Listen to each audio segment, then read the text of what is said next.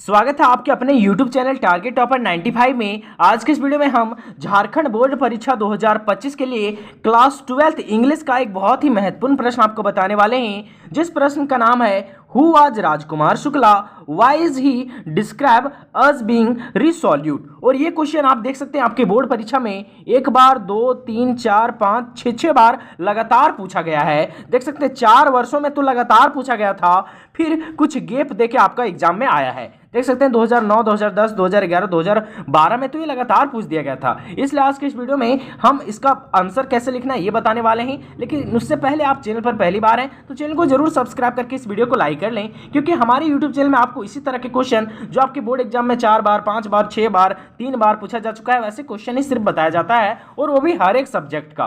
तो यहाँ पे देख सकते हैं हमारा क्वेश्चन है हु वाज राजकुमार शुक्ला। तो पहले लिखेंगे कि आखिर राजकुमार शुक्ला कौन थे। तो लिखेंगे Rajkumar Shukla was a poor peasant from Champaran in Bihar, है ना, क्योंकि आपको पता होगा चंपारण बिहार में पड़ता है, तो हम लोग लास्ट में लगा देंगे इन बिहार। यानी कि राजकुमार शुक्ला एक क्या थे, तो वो एक पुअर पीजेंट थे। कहने का मतलब एक गरीब किसान थे। और कहाँ के थे, तो वे चंपारण के थे, है ना।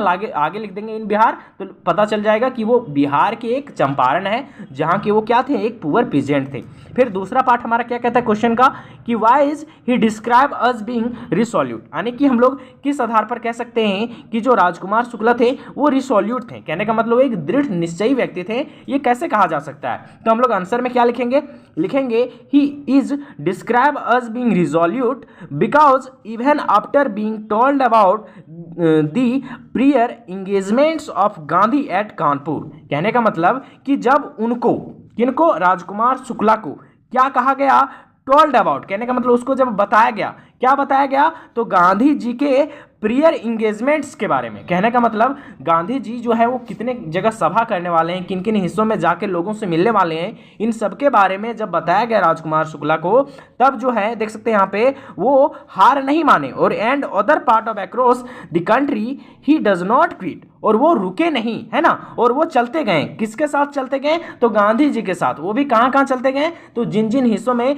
गांधी जी सभा करने वाले थे, जिन जिन हिस्सों में गांधी जी लोगों से मिलने वाले थे, उनके पीछे वो चलते गए, है ना। ही कंटिन्यू टू अकोमेंट गांधी एवरीवेयर। यानी गांधी जी जहां जहां गए राजकुमार शुक्ला उसके साथ चलते गए। वो भी क्यों चलते गए, सिर्फ अपने समस्या को सुनाने के लिए। क्योंकि आपको पता होगा कि आप जब पढ़े होंगे तो वहां पे बताया गया होगा कि जो हमारे राजकुमार शुक्ला हैं वो अपने चंपारण में जो किसानों के साथ अन्याय हो रहा था वो अपनी समस्या लेके गांधी जी के पास गए थे। लेकिन गांधी जी उस समय बिजी थे, तो गांधी जी बोले कि हमको यहाँ सभा करना है, उसके बाद हम आपकी समस्या को आराम से सुनेंगे, है ना।